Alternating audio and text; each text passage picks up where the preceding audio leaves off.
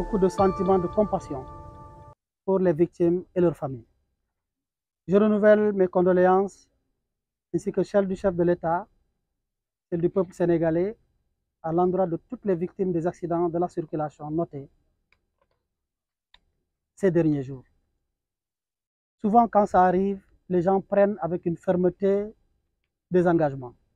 Ce n'est pas le moment des engagements. Il faut travailler drastiquement à stopper cette hémorragie.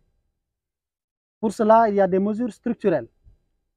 C'est la raison pour laquelle la visite que nous venons de faire aujourd'hui doit être perçue comme une mesure structurelle pour réduire drastiquement ce fléau, par ce que je viens d'exposer.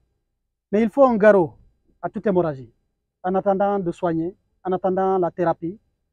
Et c'est la raison pour laquelle je n'ai pas d'autres engagements à prendre au-delà d'accélérer les résultats et les recommandations des États généraux, parce que les solutions sont là-bas.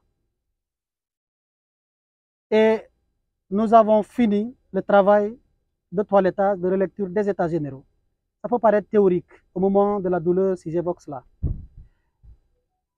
Mais nous travaillons davantage à mettre l'accent sur les mesures structurelles et pas seulement conjoncturelles. En attendant cela, je dois féliciter la gendarmerie, les sapeurs-pompiers pour le travail qu'ils ont accompli ces derniers jours.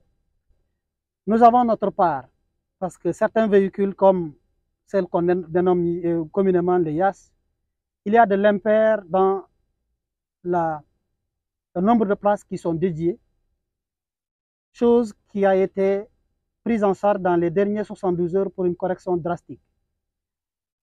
Les gens prennent, rafistolent, essaient d'aller même jusqu'au niveau du papier. Au lieu de 14 places pour en amener à 19, et même quand c'est 14, ils surchargent.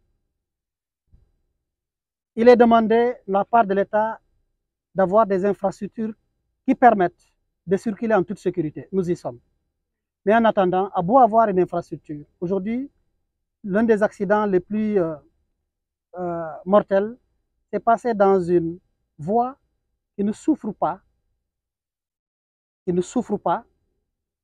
de difficultés pour circuler a priori.